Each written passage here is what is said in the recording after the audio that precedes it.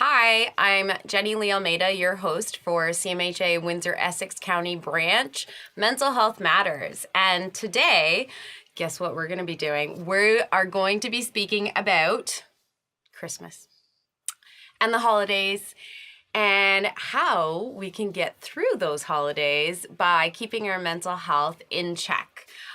So first off, I'm going to briefly talk about 5 tips that can keep your Christmas less stressful. And later, I have an awesome special guest here, Sonia McMahon-Comartin, and she is a bereavement specialist at CMHA, and she's going to assist in talking to us about, how we can actually help others or anybody else that's struggling with grief and how we can help and cope with grieving during that holiday season. I know it is November, right? So some of you guys might be thinking, why are you speaking about the holidays? But have you not already gone into a store and it's like holiday decor? For me, I will say, Sonia, I have already started using the naughty and nice list with my daughter. And every time I'm going into the stores, she's like, oh, Mama, I want this. And I'm like, yeah, no, Santa can get you that. So I've already used it, and it's kind of like my special trick. So I really do like the holiday season for that. So I'm going to get started with these 5 holiday tips. So here are some 5 tips. Number 1, set a spending budget. That one's my favorite. So spending and holiday, Christmas, New Year's, anything like that, it goes hand in hand, right? So what can we do in regards to our budget? Well, the holiday season is a really good time for us to kind of review your finances. So the holiday season and spending go hand in hand. So what can we do to prevent stress over money? Please review your finances, plan ahead, and come up with a realistic budget for gifts. I know a lot of families, they do Secret Santa. Other families, they want to buy every single person in their family a gift. So they set a realistic budget, and they set at the beginning of each year. Some families actually start a Christmas fund where, once a month they'll put $20 into a Christmas savings account. So then when October, November, and December come, they have that extra little money that they've prepared for. If you don't have money, don't be unrealistic and be really creative with those gifts. I've already told my husband this year that we're not going to be spending money on each other. He doesn't buy the best gifts.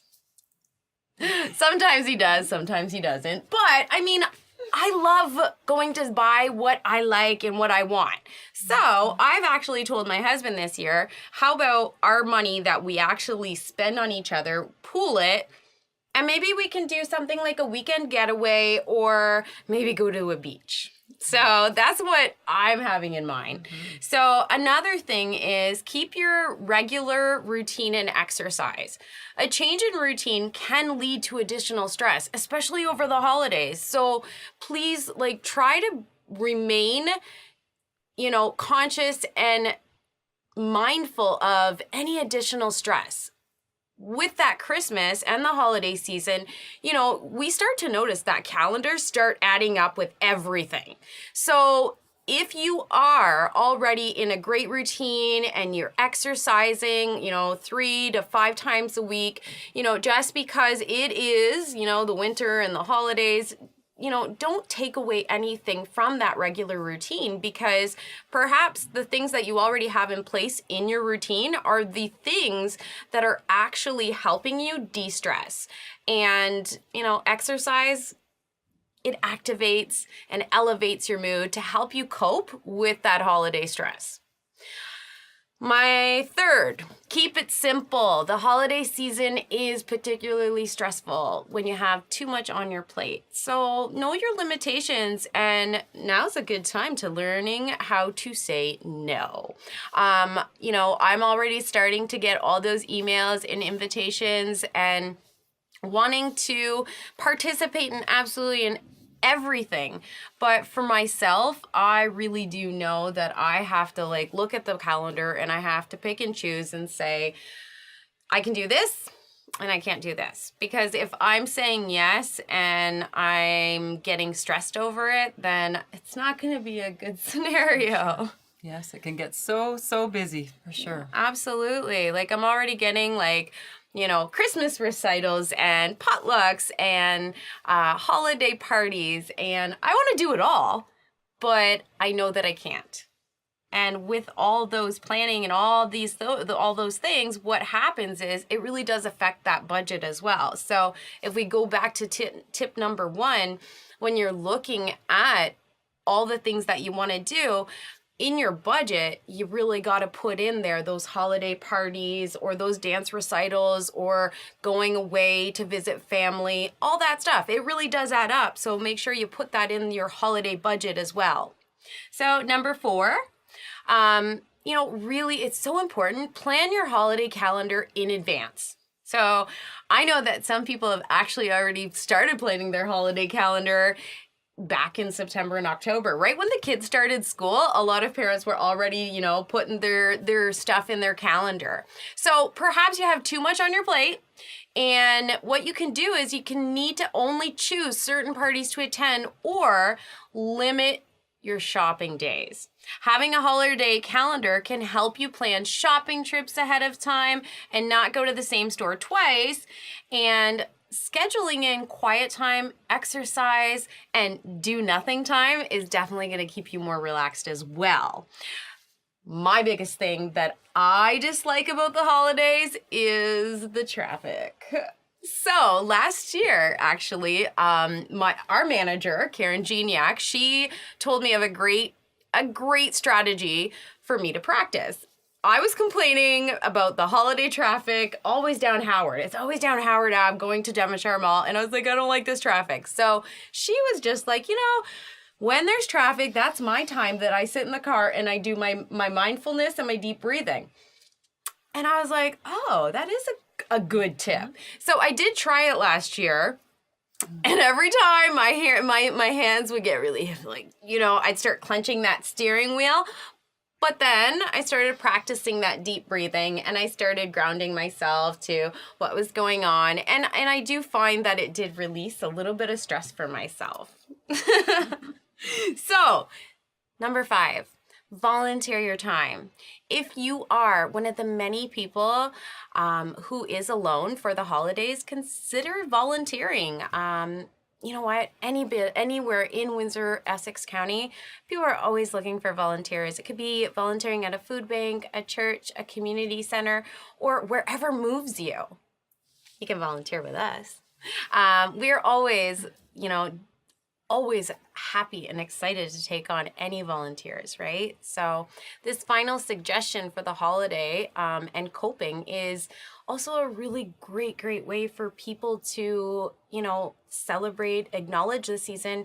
And you might be so happy to meet others who actually have, common interests. So volunteering is definitely a really great thing. I do know a lot of families that last year, instead of purchasing gifts as well, they decided no gifts and they chose five places that they were going to be together and go volunteer at, which I thought was so cool.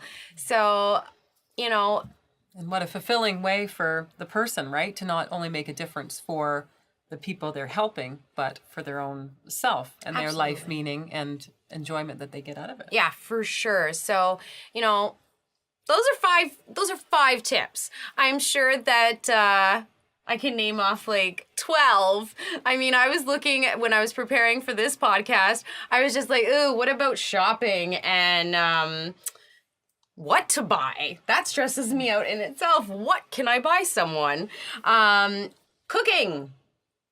right? Cooking for the holidays, what to cook, what parties to have, who to invite. So the list goes on, but those 5 tips is, just maybe a general outline of what could really definitely help. So look at that budget, look at your calendar, learn how to say no for certain things, and keep that routine, right? Like your diet, your exercise, anything that you already have going, it's so important to keep it. So then by the time January comes, you're feeling pretty good. Right? So, okay. So, on to the next subject. So, Sonia is going to be here with me today, and we're going to be discussing the holidays and how it is a very difficult time for people who have experienced the death of a loved one, right? Particularly if this is the very first year that they're experiencing going through some of these holiday seasons, right? Definitely. Can be a really, really hard time. The first year in particular, not to say those subsequent years might also be really tough. So, thank you so much, Sonia, for being here. And please, I need you to tell our audience, how long have you been working as a grief counselor, and tell us a little bit about the bereavement program at CMHA. Sure.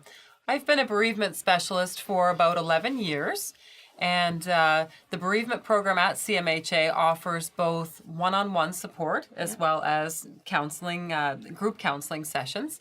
For our one-on-one support, we have both supportive counseling as well as specialized therapy for complex and traumatic grief.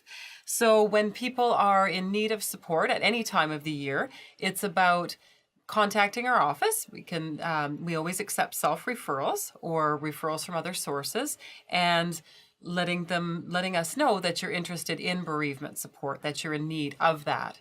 So with the one-on-one support, the number of sessions that people go for, it depends on their personal need. There's not a set number that we always follow. And I want to mention for the group support, it's really tailored to people's individual needs. Our groups are designed so they're loss specific. So for example, we have spousal loss, suicide survivor groups, bereaved parents, perinatal and infant loss, as well as adult griever groups. The adult grievers, that covers sibling loss, parents, as well as friends. So working with each individual to help them on this very difficult journey. Thank you. So grieving the loss of a loved one is a deep and difficult challenge at any time, right? So Sonia, how does the holiday season magnify this sense of loss? The holiday season, as you said, Jenny-Lee, a particularly challenging, very difficult time, because while it was formerly a time to look forward to, great deal of happiness and family time, having that overshadowed, that dark cloud over you when that someone special is missing can make it super difficult. And I want to note as well that not only is Christmas Day itself difficult, as well as, into the new year, but we know that anticipation of the holidays or any significant date is very much something that needs to be considered, and we assist our clients, actually both children and adults. I had failed to mention that we also have a children's program, GriefWorks program. We always assist in any way we can in that preparation time and letting them know what to expect. Because while it was festive before and very enjoyable, it just isn't the same. Yet we want to provide people with ways that they can most effectively cope. Yeah, absolutely. So what are some of the tips for coping with that grief during the holiday season? Okay. There's some different things that we can do. It's really helpful to engage and accept the support of others. Being with others who are a comfort to you, that is really important. Sharing thoughts with people that you're comfortable, that you trust and will talk to. Because in the absence of your loved one, you may feel very isolated and alone. So it's not that they can make things better, but that's a release for you to have that outside of you, and they can provide that support. Have some laughter and tears perhaps together as you're talking. So that's definitely one thing that can be done. Acknowledging and accepting of our own feelings. We tend to place shoulds on ourselves where we think, oh, I shouldn't feel this way. But actually the holidays can really magnify our feelings of loneliness, perhaps frustration, bitterness. There might be anger that you're feeling as a result of the death of your loved one.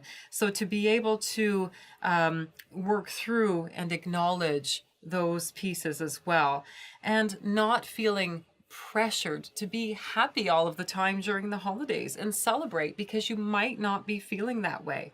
I also want to mention, though, if you are feeling festive and feeling, yes, this is fun, I'm enjoying myself, that is not a bad thing. We want you to be able to also embrace that piece.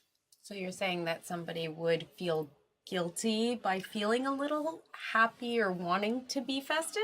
For sure. I think on a regular day, those who are bereaved, the word bereaved actually means to be torn apart, to have special needs. So when we are bereaved, we wonder, is it okay if I express these feelings of joy and, that I'm having fun? Is it okay if I smile? Most definitely it is. And that is multiplied in the holiday season. And I think it's also really important to remember to include loved ones' names in your conversation.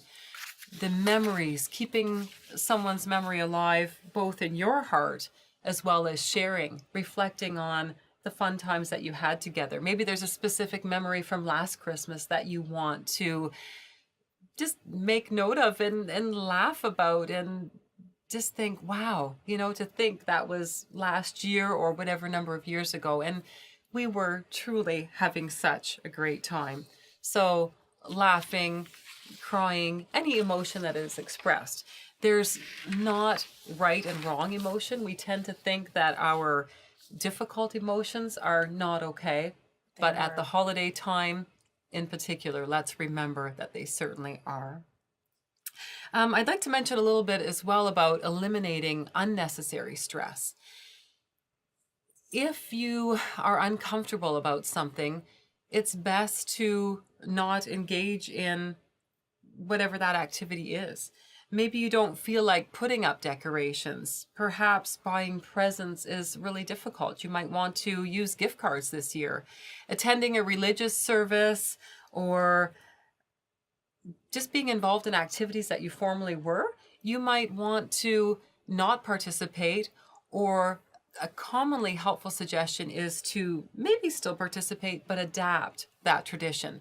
Perhaps go for an hour or two, but driving your own car, or, having someone drive you, that is okay to leave early. That's a great suggestion, because a person that is, grieving, they might, right away say, you know what, I should do this. It's going to make me feel better. But then when they get there, they might, but then maybe 5 hours is too long. Exactly. So bringing your own car, yes, and being able to identify, you know what, I'm good now and I got to go. Mm-hmm. Recognizing those limitations. And another piece that can be very helpful when we're bereaved and we're at some type of occasion, to know perhaps where there's a room that you can go in to be by yourself, or just chat with someone else.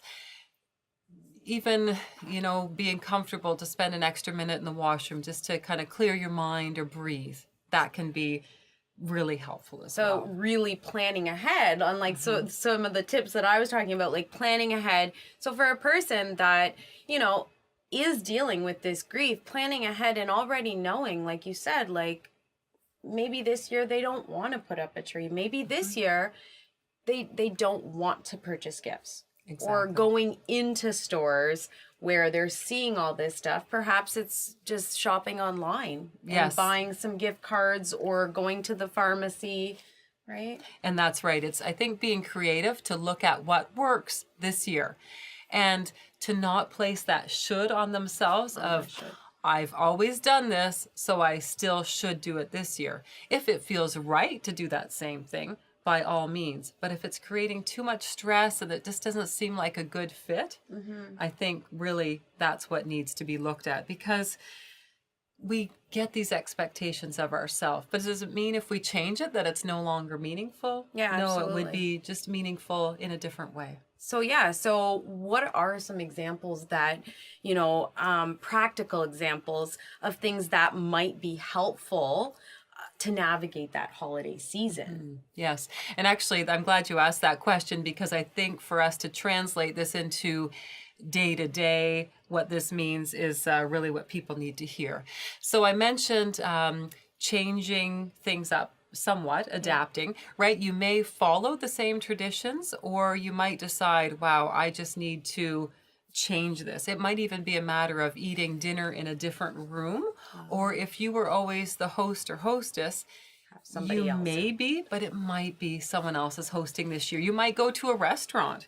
Again, these things can be very meaningful, but just in that different setting, because you might not be able to be up for what you had done in previous years.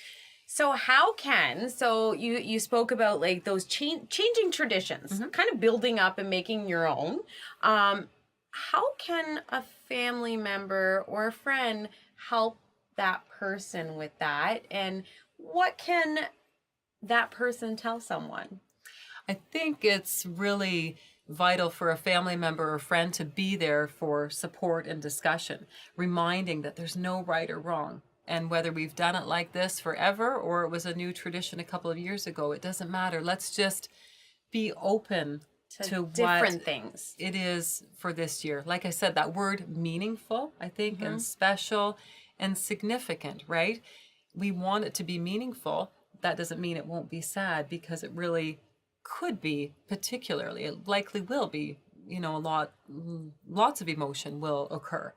But to just be open, and I think that support person can ask questions to help someone really find in their heart what is meaningful. And I think, and you know what? I think that when we speak about grief, I think the very first thing people always ask me, and I'm not a specialist in grief, but I work at CMHA, so people often come up to me and ask me, and I always tell them I have the same question as well. Like, people often say, well, I feel so awkward. How do I approach a person, or what do I say? I don't want to say the wrong thing.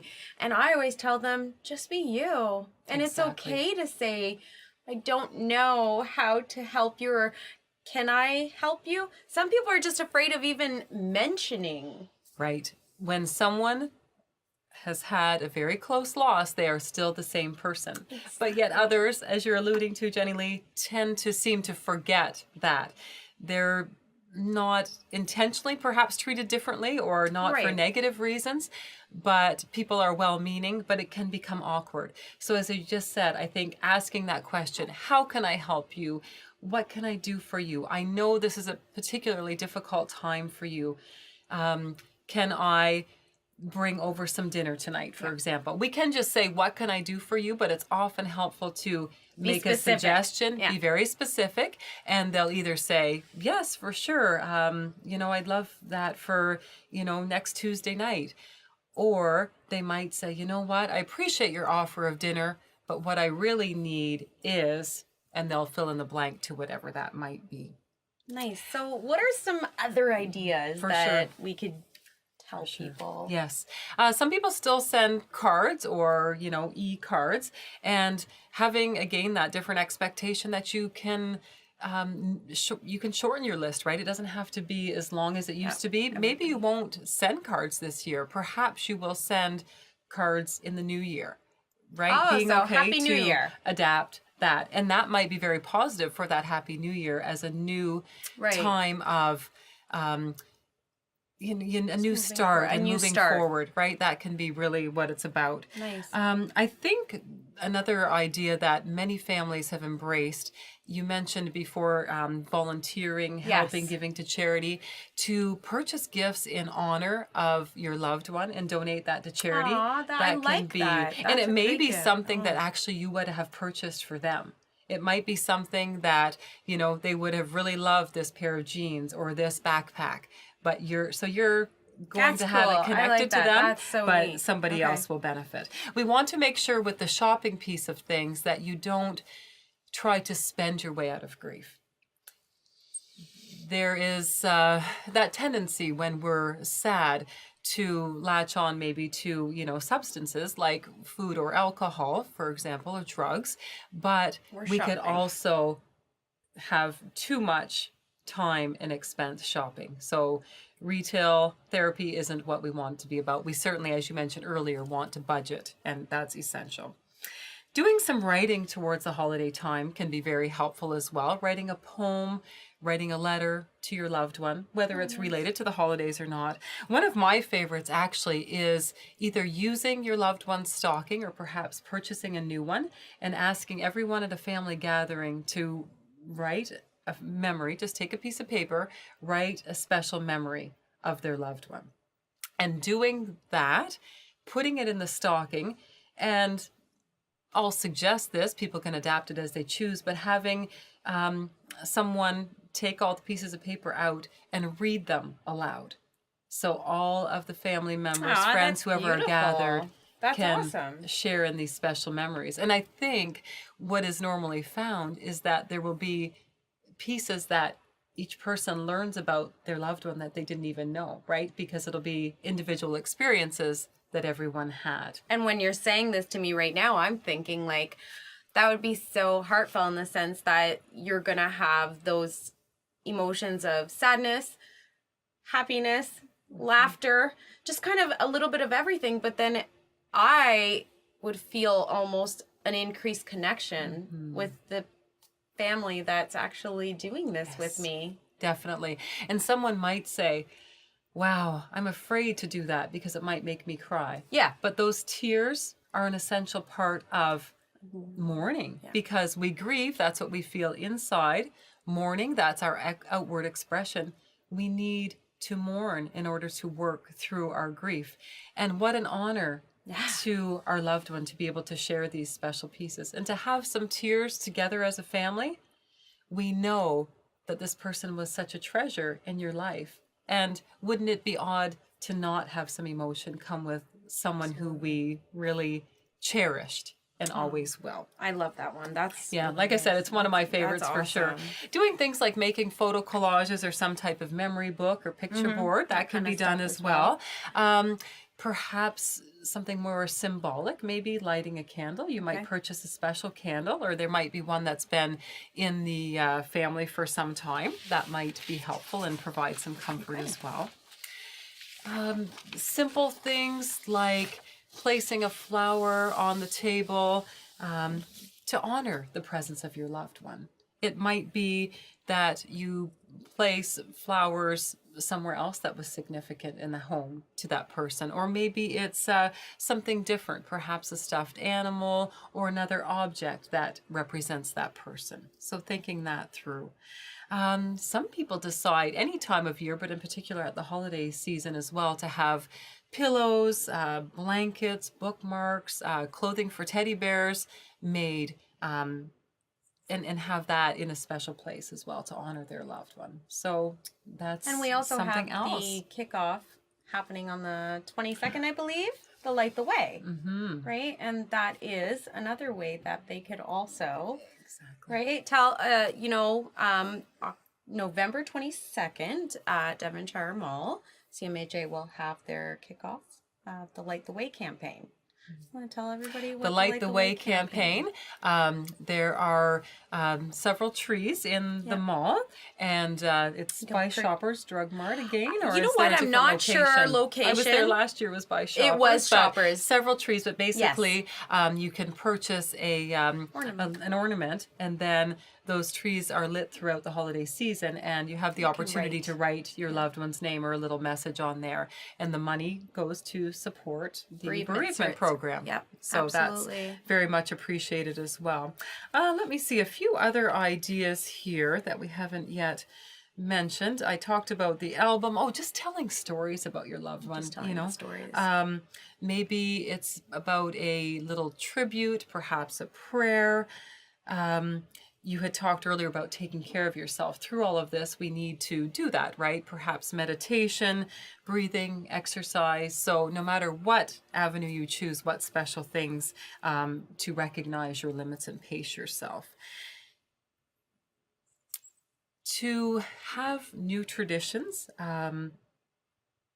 listing the gift of your loved one's life. That might be another way That's a nice to one too. really recognize in the holiday season.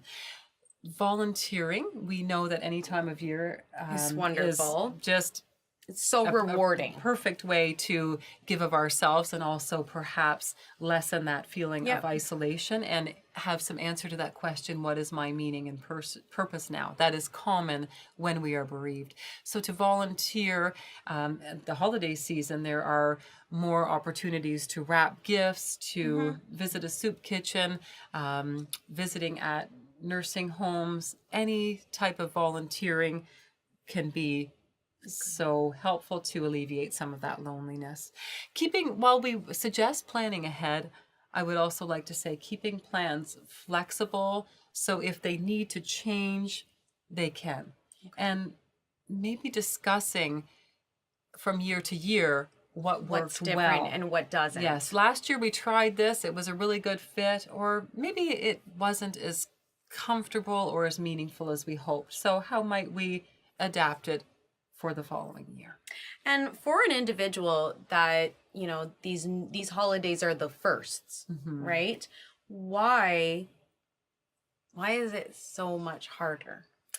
It can be so much harder because there's that reality of adapting. Like last year they were they here. have nothing to go by, right? Exactly. It's different, but having, a picture in a prominent place, that can be very helpful as well. Okay. We also need to mention that subsequent years are also difficult, and that's why I want to encourage that people, as I said a minute ago, reevaluate and check in with themselves and each other. How did this really work? But that first year, yes, this is a new experience, whether you've known the person, for a few years or many years. There's that relationship. So we want to keep that memory alive, although they're not physically present. But again, we know that there's emotion. So being open to talk about feelings is certainly a gift everyone can give to themselves and to each other, and being present for each other. Thank you so much. A lot of people, some people really do struggle talking about grief, and oftentimes, we have loving, caring individuals in our community, and oftentimes when they are trying to be there for a loved one or a family member or a friend or a colleague that has, experienced a loss, they just kind of stop. They feel like, I don't want to say awkward, they just don't want to hurt that person anyway. So I really do strongly encourage, just remember, like Sonia said, that person is still that person. I always say, I don't know what to say. So it's okay to tell the truth and just say, I'm so sorry for you, and I don't want to do anything to hurt you. Please let me know. Right? That open dialogue is essential. So important. And when you just mentioned that piece, Jenny-Lee, as far as reminding someone of their loved one, that's something I commonly hear from clients. Nobody acknowledged him. They didn't say anything because they thought they were going to upset me. What we tend to forget is their loved one's memory, and all who they were and all who they are and always will be is on their mind. So it's not about upsetting. It has the opposite effect. They will be honored and privileged that you remembered and said something touching. And if it brings a few tears to their eyes, how much meaning. It is, because a lot of people would always tell me, I feel sad if somebody is not acknowledging my person. Exactly. Or they won't say my loved one's name. And I'm like, tell them that. And I think it's so important for each of us to know what would be helpful if I were in their shoes, right? Many of us have been bereaved, but we look at it differently when it's someone else. And like you said, asking them what would be most helpful. Can I do this for you at holiday time and any time of the year? But particular being sensitive as the holiday season approaches. Thank you so much, Sonia, for coming on and discussing grieving over the holidays. And I hope you guys also enjoyed those 5 tips. And, as Sonia and I were discussing, really, those 5 tips kind of go in our everyday life. When we're just going through October or September or November, you're still having your routine. Most families are already looking at a budget. Everybody always looks at a budget. You have goals, you have a checklist, you have your to-do list, you're always planning 1 month ahead. So having holidays, you don't want to kind of increase that stress and start putting so much more on you. So keep it simple, Learn how to say yes, learn how to say no to things that you already know are just gonna stress you out, create some anxiety, that kind of stuff. For myself, as you guys know, I do experience anxiety. So, sometimes for me, too much holiday parties and too much people for me is a lot. So my number 1 tip for myself is I really, really do need my alone time. Like, I really do. So, I'll go for a whole weekend, be around family, and then after that, I have one day where it's just me and I'm reading books or I'm just doing stuff really quietly for myself. So thank you guys so much for listening into this podcast. I will tell you guys about one thing as well. We do have a candlelight service that will be happening on Sunday, December 10th. And this is at the Fogelar Furlong Club. And it is remembrance of children who have died. You can check this out on Facebook, on Twitter, and on our Instagram at CMHA WECB. And if you are following us, we have tons of stuff. Please don't ever hesitate. Contact us or check our website out. We are constantly posting anything community partners have going on. We also post that. So it is kind of a one-stop place that you can check out, go to our events, and you can always see what's going on, because a lot of things that is helpful. Something that's helpful during the holidays is not knowing what to do, or is there anything going on? And to help with that budget, it's really good to have things that are free. Definitely. And can I just add, Jenny-Lee, yes, just to make sure it's clear, the Candlelight Vigil is for, as you said, people who are bereaved, yes, children, but children of any age. That includes adult children, yes, who have died. So certainly to come and attend that meaningful service. And the other piece too, perspective, right? Any time of year, and particularly in the holidays, to take that step back and ask yourself, what is helpful for me right now? What will serve me well? I think gets us a great distance. Perfect. Well, thank you so much for being. And Merry Christmas, Happy Holidays if I don't see you guys in the month of December. But thank you for listening to Mental Health Matters. I am Jenny-Lee Almeida. Thank you.